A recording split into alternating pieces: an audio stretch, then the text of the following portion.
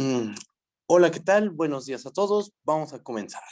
¿Qué vamos a ver el día de hoy? Hoy vamos a continuar con los ejercicios del libro de Hillman y Garrison, de anillo de funciones continuas. Y antes de comenzar con el siguiente problema, vamos a hacer un pequeño recordatorio. Recordatorio, sea R un anillo conmutativo con neutro multiplicativo. ¿Ok? Decimos que A en R, o sea, tomas un elemento de tu anillo, es una unidad si satisface lo siguiente. Si existe un elemento B que pertenece al anillo con la propiedad de que A por B es igual al neutro bajo el producto. O sea, tú tienes un anillo conmutativo con neutro bajo el producto, entonces decimos que A es una unidad si existe un elemento con la propiedad de que al operar a ambos nos da el neutro bajo el producto. ¿Ok? Entonces, habiendo hecho ese pequeño recordatorio, que realmente es algo bastante sencillo, de álgebra moderna 2, incluso se ve en un curso de álgebra superior 2, pasamos al siguiente problema. Bajamos y vamos a resolver el siguiente ejercicio. Demostrar que todas las unidades positivas de Cx tienen la misma cantidad de raíces cuadradas. Unidad positiva, por positiva, nos referimos a una función que es mayor estricto que cero, o sea, que tiene la propiedad de que para cada punto de nuestro espacio topológico X, f de X es mayor que cero. Y además vamos a trabajar con unidades, ¿no? Que es lo que acabamos de definir. Bueno, entonces, ¿qué tenemos que hacer? Tenemos que demostrar que todas las unidades positivas de Cx tienen la misma cantidad de raíces cuadradas.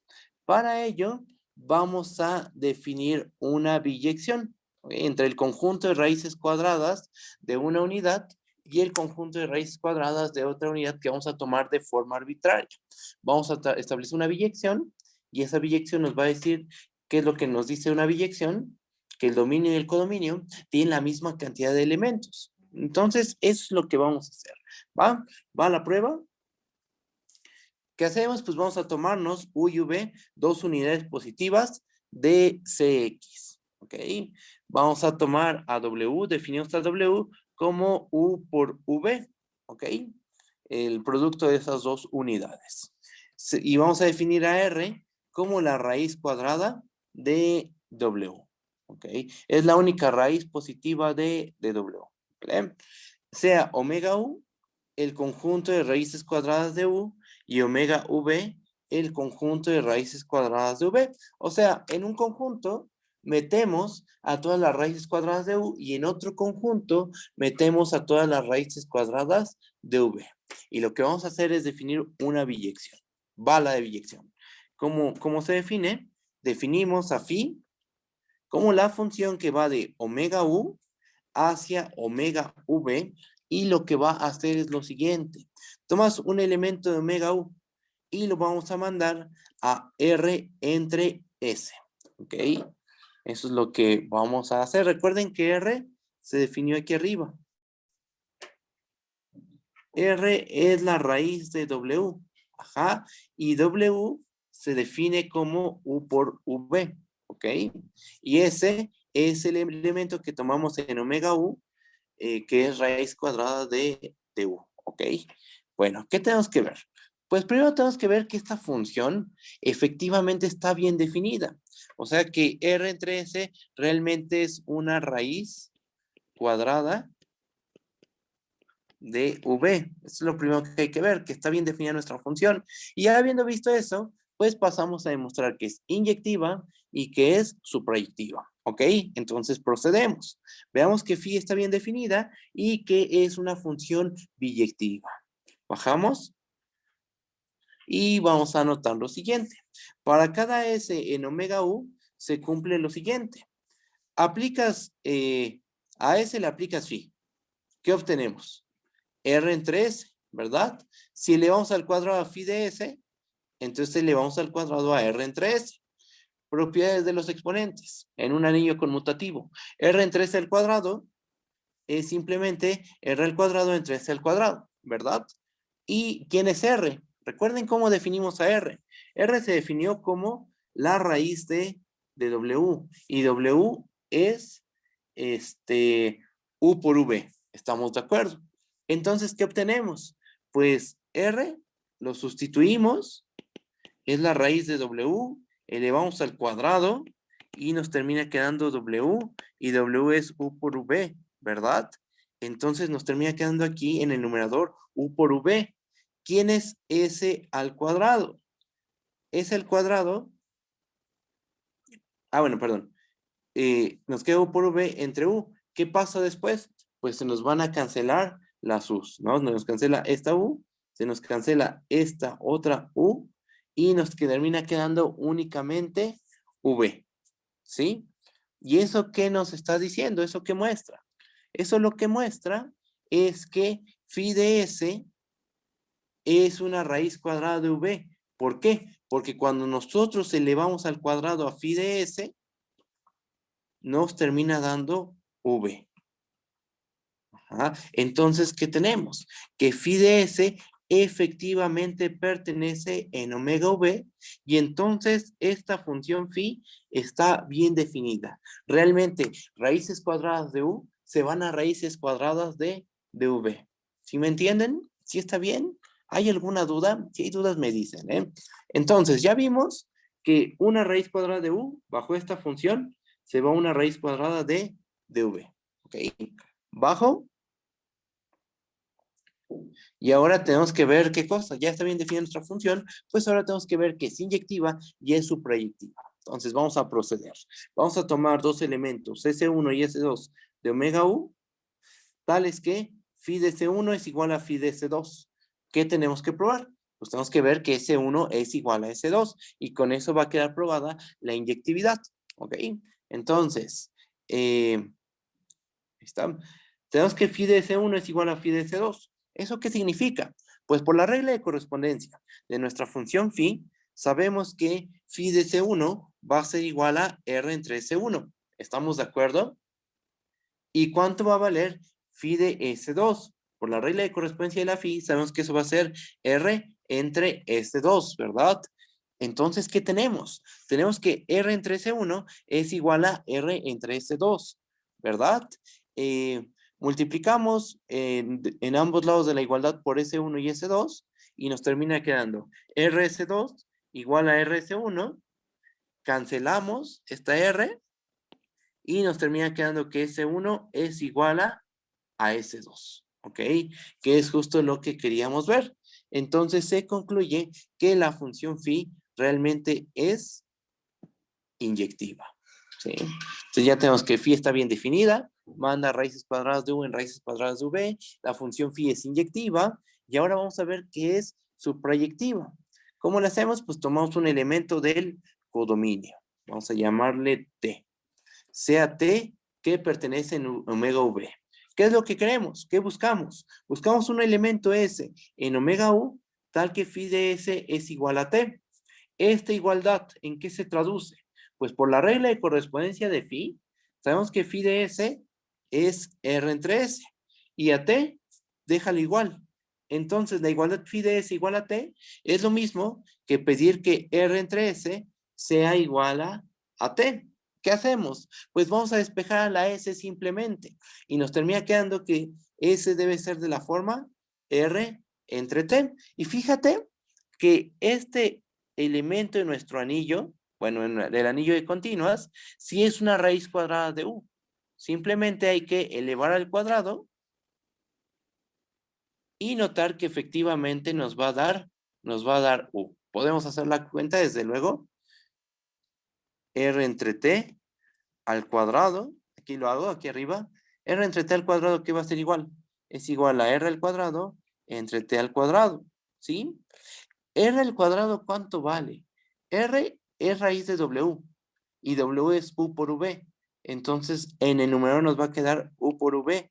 Y se supone T es un elemento en omega V, ¿verdad? O sea, es una raíz cuadrada de V. Al elevarlo al cuadrado, nos va a dar V. Se nos cancela este V, se nos cancela este V y nos termina quedando U. ¿Ok? O sea, ¿esto qué muestra? Que el elemento que estamos proponiendo en, con la propiedad de que al aplicarle S, phi nos da T, ese elemento sí está en omega U, sí es una raíz cuadrada de U. Ajá, ahí está, bueno, ya lo mostré en esta parte. Entonces, ese es un elemento en omega U. Y por último, cuando nosotros aplicamos a S, le aplicamos phi, ¿qué nos termina quedando? Phi de S, ¿quién es? Es R entre S, ¿verdad? Por la definición de la phi. Pero ¿quién es S? ¿Cómo definimos S? Como R entre T, ¿verdad? Aplicamos un sandwichazo y aquí nos termina quedando únicamente la pura T. Y entonces, ¿qué hicimos? Dimos una T en el conjunto de raíces cuadradas de V, arbitrario. Y encontramos un elemento en las raíces cuadradas de U con la propiedad de que al aplicarle la phi, a S le va a pegar al valor T. Entonces, ¿qué demostramos? Demostramos que esta función phi realmente es suprayectiva. Ajá. Y entonces, con lo que probamos antes, la phi es inyectiva, ya probamos que es inyectiva, y entonces concluimos que esta función phi, que va del conjunto de raíces cuadradas de U al conjunto de raíces cuadradas de V, es biyectiva. Ajá. Y se concluye entonces que la cardinalidad de omega U y la cardinalidad de omega V es la misma. ¿Ok? Conclusión, todas las raíces positivas, todas las unidades positivas tienen el mismo número de raíces cuadradas. Tú tienes dos unidades positivas, U y V, y el conjunto de raíces cuadradas de U y el conjunto de raíces cuadradas de V van a tener la misma cantidad de raíces cuadradas, ¿no? Van a tener la misma cantidad de elementos, perdón. ¿Sí está bien? ¿Hay alguna duda? ¿Todo bien? Cualquier duda, díganme, ¿eh? En cualquier momento me pueden detener. Pasamos al siguiente inciso. Y aquí el siguiente inciso es muy fácil de probar, pero está bonito porque va a haber una relación entre las raíces cuadradas y la conexidad del espacio. Entonces ya lo que estamos haciendo es relacionar propiedades topológicas con propiedades algebraicas de CX. Propiedades topológicas de X con propiedades algebraicas de CX. ¿Ok? Entonces pasamos al inciso B. ¿Qué es lo que dicen? La función, bueno, la función constante 1 tiene exactamente dos raíces cuadradas si, solo si, el espacio X es conexo. ¿Cuáles creen que sean las raíces cuadradas del neutro bajo el producto en el anillo de continuos? Acuérdense, el 1 en CX nos referimos a la función constante 1, ¿no? O sea, es la función que va de X en los reales, tal que a cada punto X lo mandamos al 1 de R. Es la función constante 1. ¿Cuántas raíces cuadradas tiene la constante 1? Así, las primeras que a uno se le ocurren. Pues la misma constante 1 es una raíz cuadrada y la otra raíz cuadrada es menos 1, ¿verdad? Porque cuando nosotros elevamos al cuadrado a la función constante menos 1, nos da la función constante 1. Y cuando nosotros elevamos al cuadrado la función constante 1, nos da la función constante 1. Entonces, las primeras dos raíces cuadradas que se nos ocurren de la función constante 1 es la constante 1 y la constante menos 1. Sí, la función constante menos 1. Pero hay más. Pero en caso de que el espacio sea conexo, solo va a haber esas dos. Si no es conexo, podemos construirnos otras raíces cuadradas de la función constante 1. ¿Va? Entonces eso es lo que tenemos que probar. Pasamos a demostrar el inciso B. Demostración. Empecemos suponiendo que nuestro espacio X es conexo. Supongamos que X es conexo. Vamos a tomar un elemento en el anillo de continuos de X en R con la propiedad de que H al cuadrado es igual a 1. Entonces, ¿qué tenemos? ¿Esto qué significa? ¿Qué significa esta igualdad? Significa que para cada X en X, H de X al cuadrado debe ser igual a 1. ¿Verdad? Pregunta, esto ya es un número real, ¿verdad? Y este también es un número real, ya evaluamos, ¿verdad? Entonces, cuando un número al cuadrado, un número real al cuadrado es igual a 1, pues solo tienes dos posibilidades. cuando A es 1 o cuando A es igual a menos 1. Entonces eso es lo que sigue. H de x al cuadrado es igual a 1. Eso implica que para cada x en x, h de x es igual a 1 o h de x es igual a menos 1. ¿Ok? ¿Y luego qué? Ah, bueno, pues afirmamos que por el teorema del valor intermedio de continuidad, se sigue que para cada x en x, o h de x es igual a 1, o para cada x en x, h de x es igual a menos 1. O sea, en todos los puntos de x, la función vale 1, o en todos los puntos de x, la función vale menos 1. Porque si tomara eh, el valor 1 y menos 1 en puntos de x, o sea, si existían x1 y x2, tales que h de x1 es igual a menos 1 y h de x2 es igual a 1, por la conexidad de x, podemos aplicar el teorema del valor intermedio de continuidad y garantizar que ¿quién está en medio de 1 y menos 1? 0, ¿no? Por ejemplo, podríamos garantizar que existe un punto h de x3 que le pega al valor 0. Pero eso es una contradicción, estamos de acuerdo, ya que h al cuadrado es igual a 1. Entonces, h de x al cuadrado debe ser igual a 1 para todo x en x. Si hubiera un punto donde la función h toma el valor 0, es imposible que al cuadrado nos dé el valor 1. Ajá. Entonces, el teorema del valor intermedio de continuidad nos garantiza que en todos los puntos la función vale 1 o en todos los puntos la función vale menos 1. ¿Sí? Y entonces, ¿qué se concluye? Que si tenemos una raíz cuadrada, si nosotros tomamos una raíz cuadrada, esta debe ser la función constante 1 o debe ser la función constante menos 1. Conclusión, las únicas raíces de la constante 1 es la constante 1 o la constante menos 1. ¿Sí está bien? ¿Hay dudas? ¿Todo bien? ¿Seguros, seguros? Entonces, ahí está la ida, ¿no? Bueno, estamos suponiendo ahí que X es conexo. Ahora vamos a suponer que, que uno tiene exactamente dos raíces cuadradas. ¿Bajo? Supongamos que la función constante 1 tiene exactamente dos raíces cuadradas. Desde luego, ¿esas cuáles deben de ser? Pues debe ser la constante 1 y la constante menos 1, ¿estamos de acuerdo? Siempre la constante 1 tiene como raíces cuadradas a la constante 1 y a la función constante menos 1. Y si estamos diciendo que son que solo tiene dos raíces cuadradas, pues justo deben de ser esas dos, ¿verdad? Bueno. ¿Cómo vamos a hacer la prueba? ¿Cómo se demuestra que algo es conexo? Usualmente se demuestra por contradicción, ¿no? Vamos a suponer que el espacio es disconexo. Entonces, supongamos que X fuera disconexo. ¿Eso qué significa? Pues que existe A, B una separación de X. Todos sabemos que es una separación de X. Son dos conjuntos ajenos, no vacíos, cuya unión nos da el total, ¿verdad? Esto es una separación. Entonces, como X es disconexo, como estamos suponiendo que X es disconexo, entonces existe A, B, una separación de X.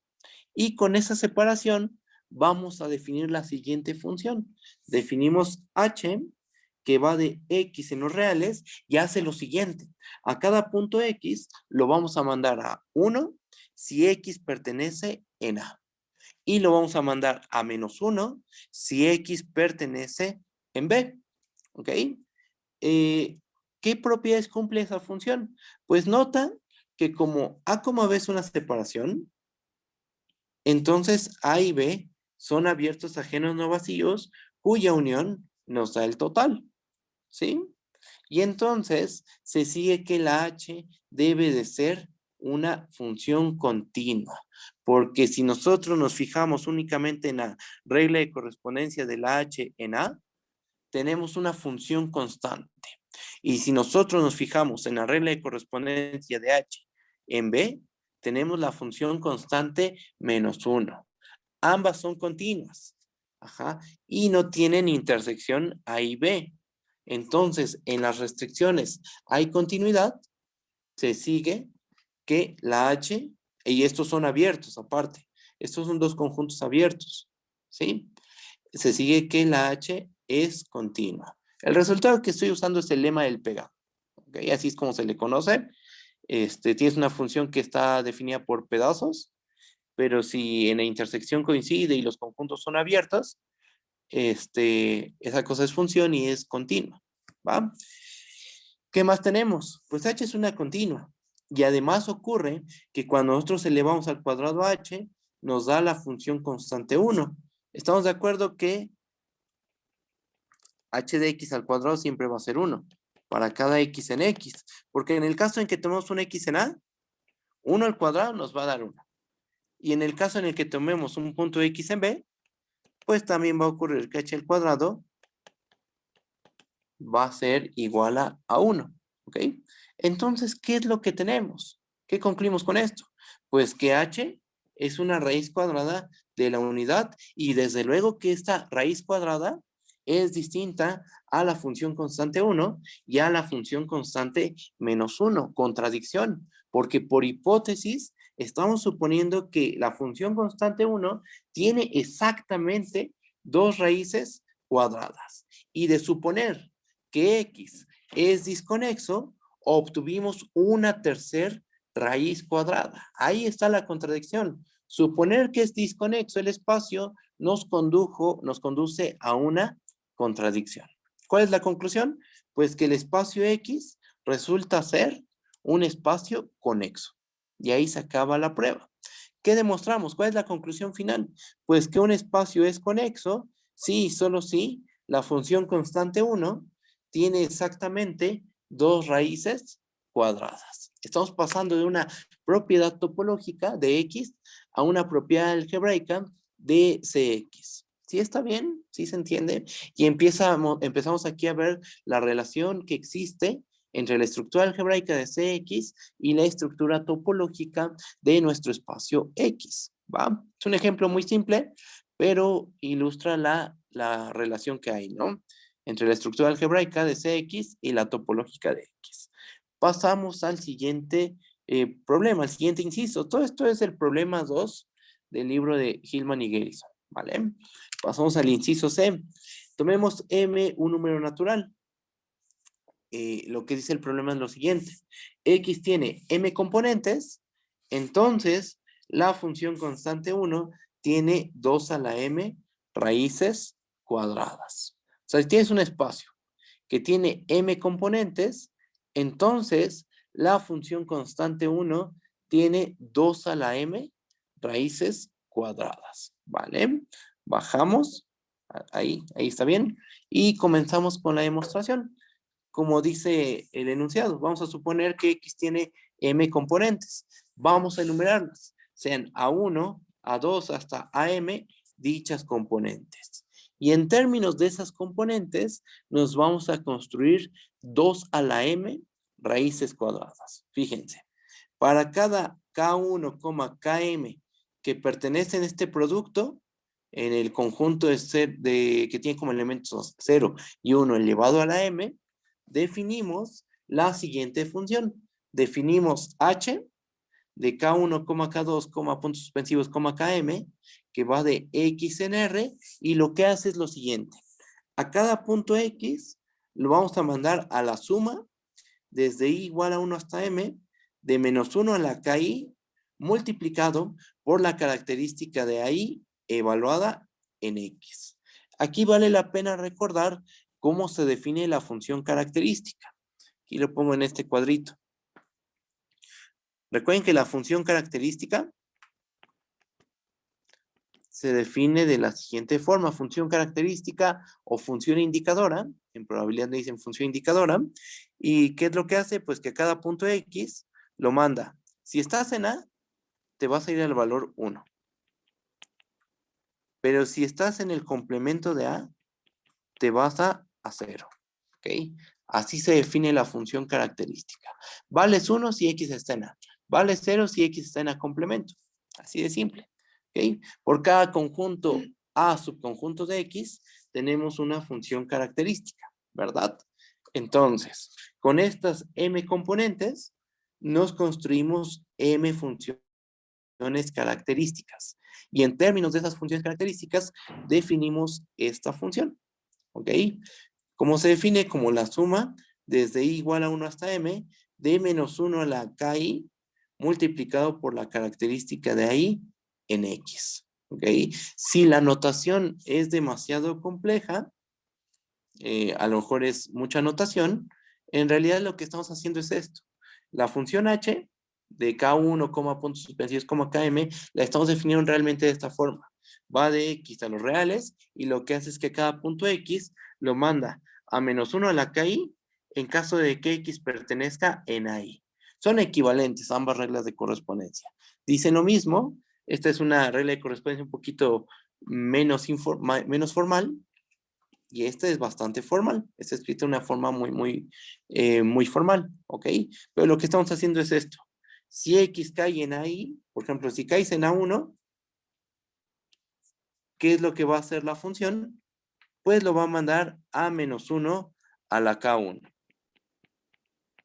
Si tomas un punto X y está en A2, entonces lo va a mandar a menos 1 a la K2.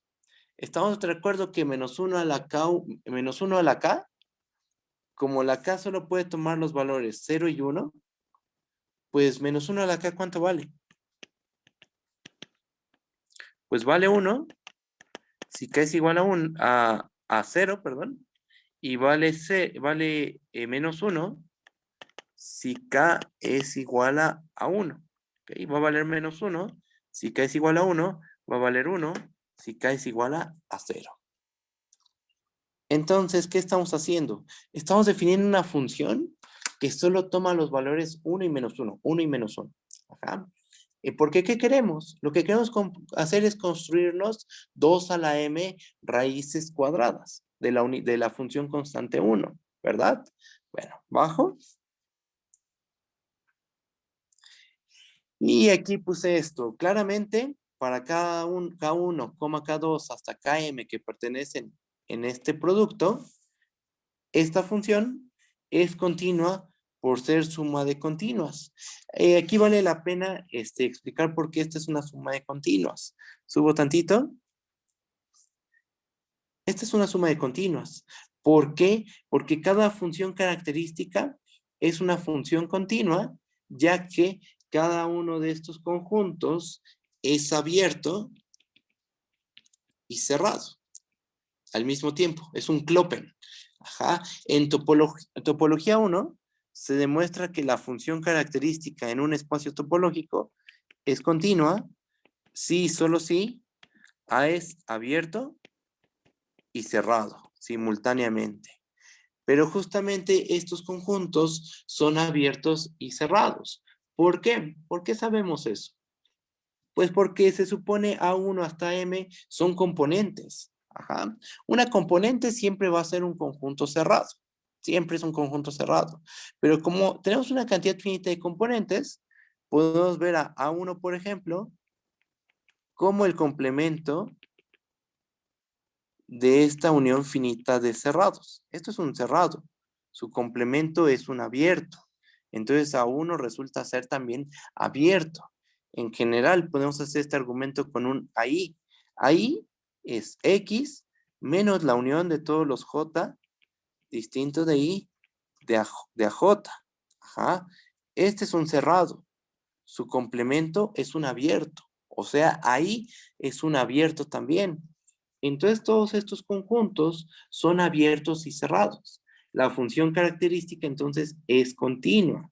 Suma de continuas, como ya vieron en la clase con el profesor, da una función continua. Estas funciones entonces son continuas. Bajo. Y además, claramente, si elevamos al cuadrado, esto nos va a dar la función constante 1. ¿Por qué? Porque nuestra función h solo toma los valores 1 y menos 1, 1 y menos 1, ¿ok? Por otra parte, nota lo siguiente. Si tomamos m hadas distintas, k1 hasta km y t1 hasta tm, pues estas dos funciones realmente van a ser distintas. Esta parte me la salto. Aquí amerita una prueba, pero realmente esa parte es muy engorrosa. Simplemente es mucha talachita. no vale la pena hacerla. Es claro que si tomamos m-hadas distintas del 0,1 a la m, pues vamos a obtener funciones distintas. En alguna de las entradas, como estos dos m-hadas son distintas, alguna de las entradas es distinta, y entonces la componente correspondiente, ahí no van a coincidir. Ahí a lo mejor esta vale 0 y esta función vale 1, o al revés. Ajá. Digo, vale -1 o vale 1, ¿sí? Entonces, ¿qué tenemos? Pues que para cada una de estas m-hadas, h de k1 hasta km es raíz cuadrada de la función constante 1. Y entonces aquí en hasta esta parte de la prueba, ¿qué es lo que tenemos? Pues que la unidad tiene al menos 2 a la m raíces cuadradas. ¿Por qué? Porque pregunta, ¿cuántos elementos hay en este conjunto? ¿Cuántos elementos hay en el conjunto que tiene como elementos a 0 y 1 elevado a la m? Pues usamos tantita teoría de cardinales. Esto va a ser igual a 2 a la m, ¿verdad? Entonces, hay 2 a la m funciones distintas. Por cada m-hada tenemos una de estas funciones y m-hadas distintas dan funciones distintas, por lo que dijimos aquí. Entonces, al menos tenemos 2 a la m raíces cuadradas. Vamos a ver que exactamente hay 2 a la m raíces cuadradas. Es lo que sigue en este razonamiento. Por otra parte, si tomamos una continua, tal que es una raíz cuadrada de la función constante 1, ¿qué significa eso? Pues que al elevarlo al cuadrado, nos va a dar 1, la función constante 1, ¿verdad? Si h es una raíz cuadrada de la función constante 1, entonces al elevarlo al cuadrado nos da la función constante 1. Y entonces también tenemos que para cada x en x, h de x, pues va a ser más menos 1. O es 1 o es menos 1. Y entonces tenemos que para cada i igual a 1 hasta m, y para cada x que pertenecen a i, h de x va a ser igual a más menos 1. Nos fijamos en las componentes. ¿Qué pasa en cada componente? Pues en cada componente eres 1 o menos 1. 1 o menos 1. Las componentes son conexas, ¿verdad? Entonces, por lo que vimos en el inciso anterior, si estamos en un conexo, solo puede tomar o el valor menos 1 en todos los puntos o el valor 1 en todos sus puntos, esta función, ¿sí? Y entonces, ¿qué tenemos? Que debe existir una m-hada con la propiedad de que h es igual a h de k1, k2 hasta km. O sea, esta raíz cuadrada de la función constante 1 debe de coincidir con una de las funciones que definimos arriba. Estas. Y entonces, ¿esto qué muestra? Que cualquier raíz cuadrada de la función constante 1 debe de ser una de estas funciones. Y entonces, tenemos que la función constante 1 tiene exactamente 2 a la m raíces cuadradas. Hay exactamente 2 a la m raíces cuadradas. ¿Sí está bien? ¿Hay alguna duda? ¿Todo bien? ¿Seguros? Y aquí, ¿qué propiedad topológica está involucrada? Pues las componentes conexas, ¿no? Estamos suponiendo que nuestro espacio topológico tiene m componentes conexas y demostramos que la función constante 1 tiene exactamente 2 a la m raíces cuadradas. ¿Ok?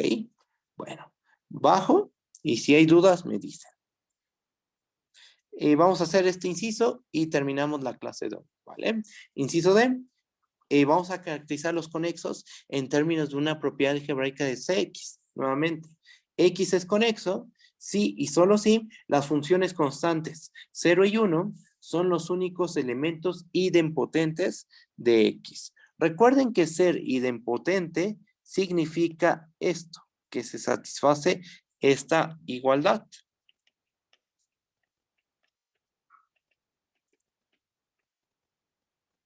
Al cuadrado es igual a, ¿ok?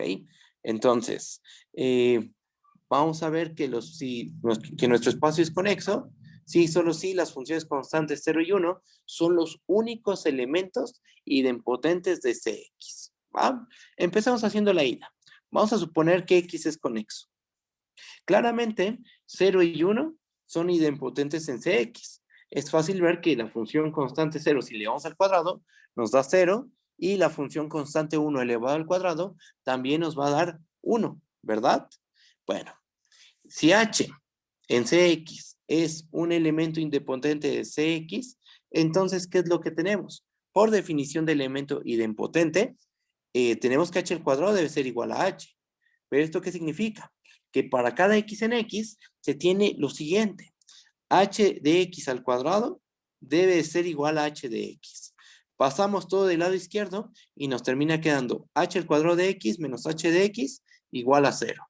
Factorizamos h de x y nos queda que esto es equivalente a que h de x por h de x menos 1 es igual a 0. O sea, cuando un producto de dos números a y b es igual a 0. Cuando cada factor, cuando alguno de los factores es igual a 0. Entonces lo que obtenemos es que o h de x es igual a 0 o h de x menos 1 es igual a 0, o dicho de otra forma, h de x es igual a 1. ¿Ok? Por lo cual, para cada x en x, h de x es 0 o h de x es igual a 1. Pero aquí va a entrar en juego la hipótesis de que nuestro espacio x es conexo. Porque como x es conexo, el teorema del valor intermedio de continuidad nos garantiza que en todos los puntos h de x debe valer 0 o en todos los puntos h de x debe valer 1. Porque si existieran dos puntos x1 y x2, tal que h de x1 vale 0 y h de x2 vale 1, podemos encontrar por la conexidad, podemos encontrar un tercer punto tal que h de x3, por ejemplo, vale un medio. Y eso no es posible ya que h se supone es idempotente, ¿sí? Y por lo que hicimos aquí, se supone h solo toma el valor 0 y el valor 1. Si tomara en dos puntos distintos el valor 0 y el valor 1, podríamos alcanzar el valor 1 medio. Eso no es posible. Entonces, ¿qué tenemos? Que pues h es la función constante 0 o h es la función constante 1. Entonces, bueno, justo esto. O es la constante 0 o es la constante, constante 1. ¿Sí? Y conclusión, pues los únicos elementos idempotentes de Cx son 0 y 1, suponiendo que nuestro espacio X resulta ser conexo. ¿Sí? ¿Sí está bien o hay alguna duda? ¿Todo bien seguros? Bajo y hacemos el regreso. Vamos a suponer que Cx tiene exactamente dos elementos idempotentes. Ahora, ¿qué tenemos que probar? Tenemos que probar que el espacio X resulta ser conexo. Desde luego, esos dos elementos idempotentes, ¿quiénes van a ser? Va a ser la función constante 0 y la función constante 1. ¿Va? Vamos a hacer la prueba por contradicción. La prueba se parece mucho a la que hicimos hace ratito, cuando caracterizamos a la conexidad en términos de las raíces cuadradas de la constante 1. Ajá. Si X fuera disconexo, pues entonces hay una separación. Existe A, B, una separación de X. En términos de esa separación, definimos esta función H. Definimos H que va de X en R como 1 si X está en A, 0 si X está en B. Está definida como una función constante en cada parte de la separación. Entonces va a ser una función continua. Desde luego, si elevamos al cuadrado a h, nos va a dar nuevamente h. Entonces, h es un elemento idempotente de Cx y desde luego, esta función h no es ni la constante 1 ni tampoco es la función constante 0, porque en todos los puntos de A vale 1 y en todos los puntos de B vale 0. No es la constante 1, ¿no? No es la constante 0 tampoco. Entonces es otro elemento idempotente y ahí está la contradicción.